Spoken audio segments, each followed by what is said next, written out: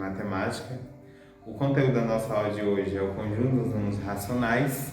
Antes que a gente vá para a nossa aula, desejo que você se inscreva no nosso canal, MentalVox, e no final você dê um gostei para a nossa aula, certo? Vamos lá para a nossa aula, conjunto dos números racionais.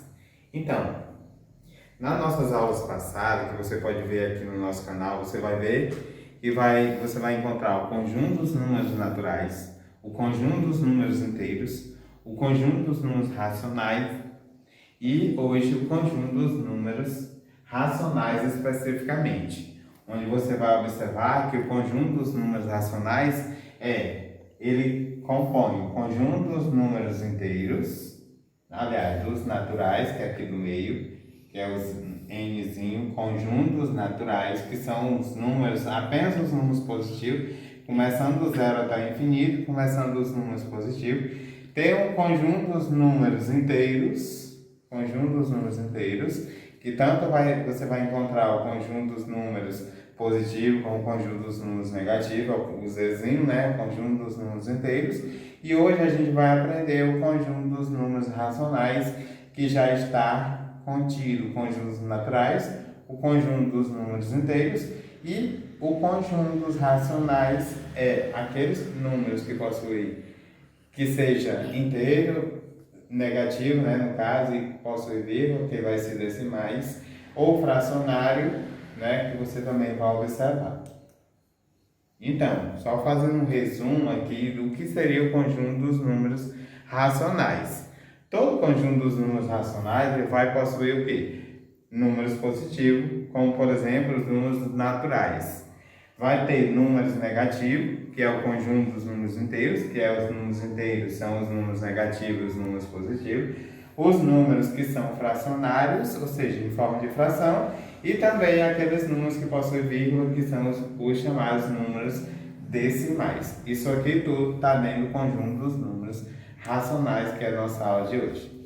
Então, a gente vai usar a letra Q para representar o conjunto dos números racionais. Por que a letra Q? Porque a letra Q significa um quociente. Então, se os números racionais, o diferencial é que ele tem forma de fração, ou seja, as divisões, por isso que ele é representado pelo Qzinho aqui. Então, você pode encontrar o conjunto dos racionais na forma de fração, como por exemplo está aqui 1 dividido para 4, né? Está em forma de fração.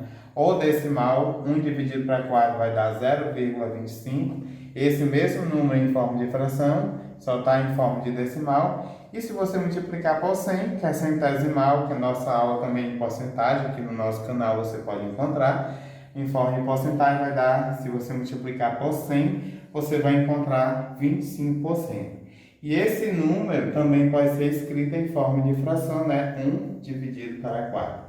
Então, essas formas aqui você vai encontrar no conjunto aqui dos números racionais, que é representado pela letra Q.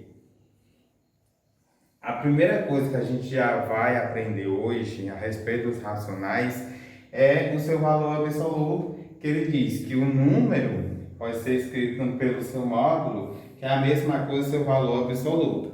E ele diz que quando isso é possível de ser encontrado, ele sempre vai ser um número positivo. Como, por exemplo, o módulo do número mais 10, o seu resultado sempre vai ser 10. Ou menos 10, o resultado também será 10. Então, para ele vai explicar aqui, né, para encontrar o módulo de um número, basta analisar a distância que esse número se encontra a partir da sua posição. Se a gente, por exemplo, mentalizar a nossa reta numérica, a gente vai ver que no centro vai ter o zero, do lado os positivos, do outro lado os negativos. Se, por exemplo, eu localizo aqui o mais 10 em relação à origem, são 10 números até chegar ao zero, então vai ser 10. E se do outro lado também o menos 10, do menos 10 ao zero também será 10. Por isso que é um número positivo, porque não vai ter representatividade. Isso é o chamado número absoluto. E o número oposto?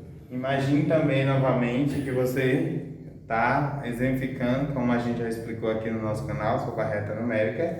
O zero vai estar no meio, do outro lado tem os negativos, e do outro lado os positivos.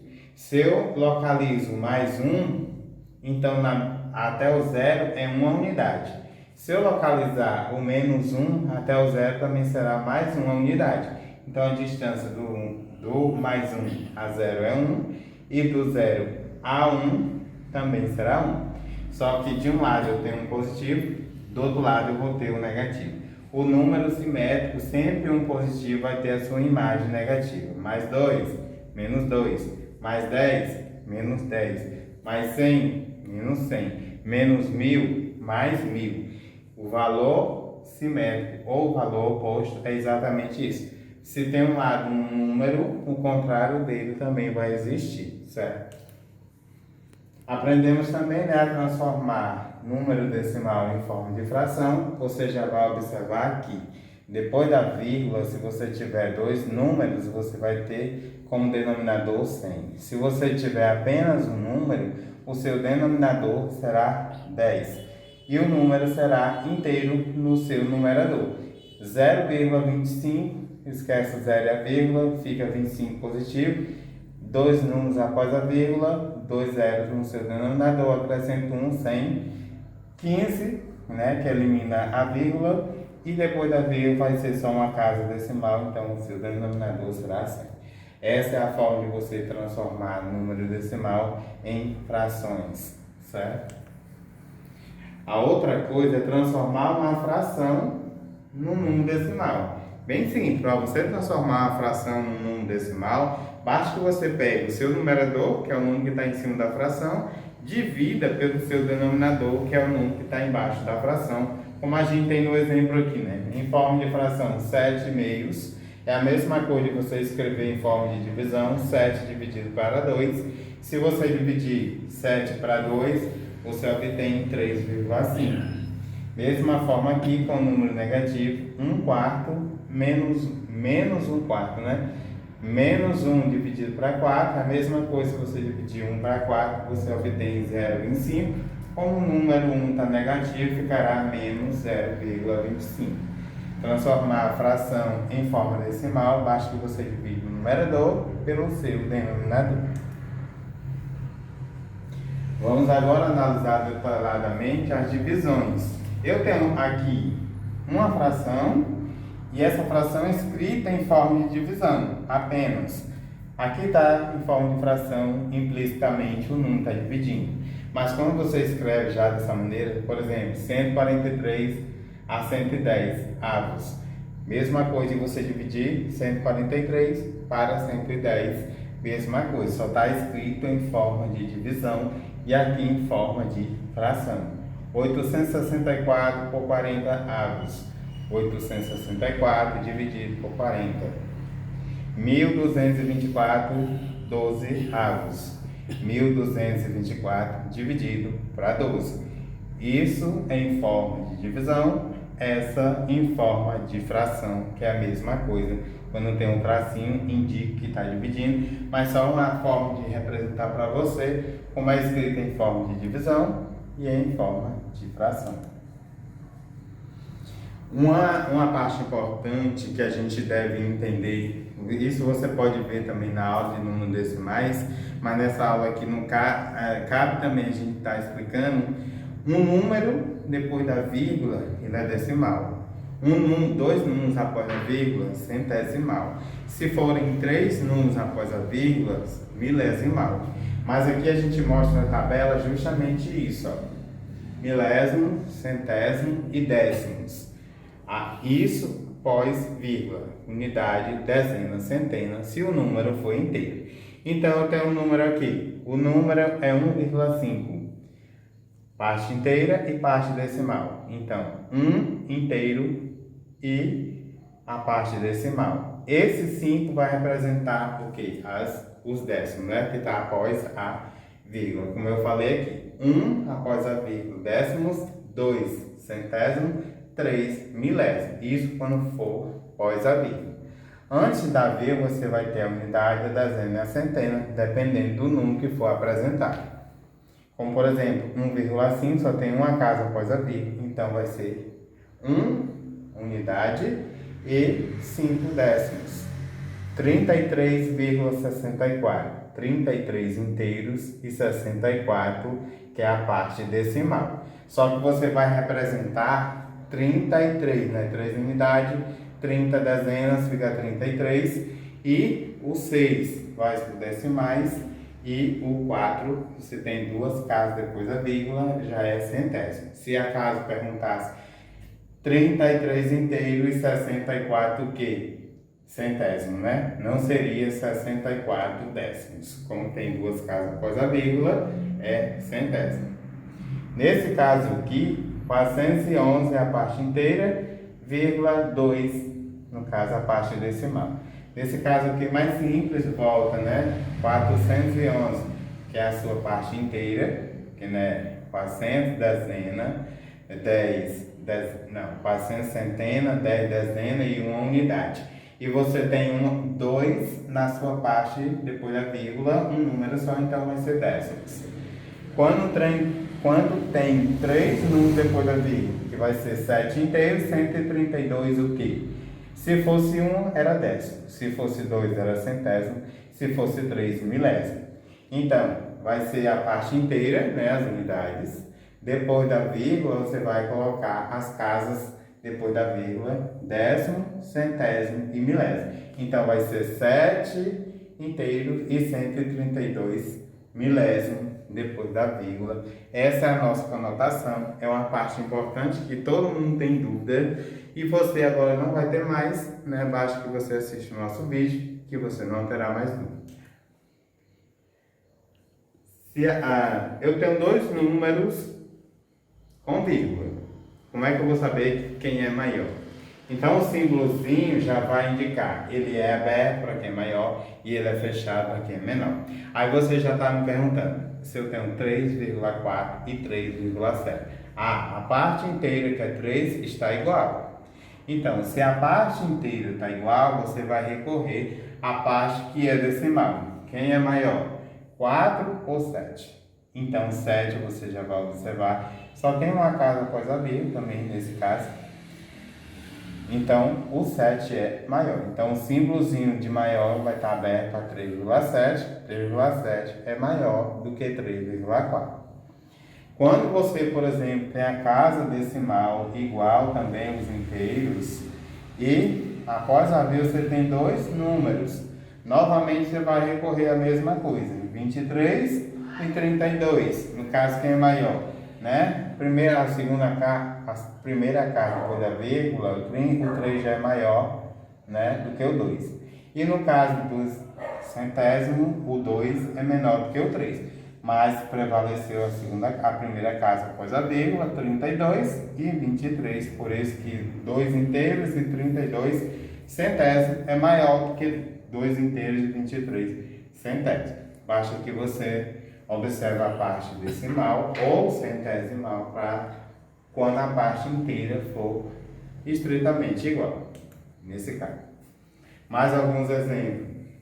0,3 é menor do que 0,4, né? Depois da vírgula, 4 é maior do que 3. 0,33, 33 e 41. No caso, 41 já é maior. 1,41 e 1,4.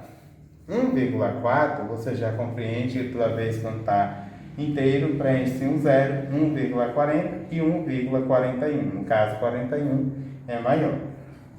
2,4 e 2,39. Quando você já pode eliminar o centésimo, você já observa que o décimo já é maior, 4 é maior do que 3, por isso que 2,4 é maior do que 2,39. Menos 2,3 e menos 2,4. Nessa condição aqui, você vai levar em consideração a reta numérica. Quanto o número mais próximo da vírgula, maior ele fica. Quanto mais distante, nesse caso aqui tem um decimal, né? A parte inteira aqui do negativo.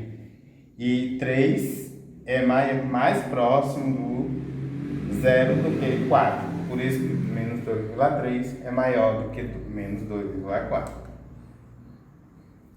Agora, os racionais escritos na forma fracionária. Para você compreender quem é um número maior, a primeira coisa que você vai fazer é você tentar multiplicar os denominadores pelo mesmo numerador.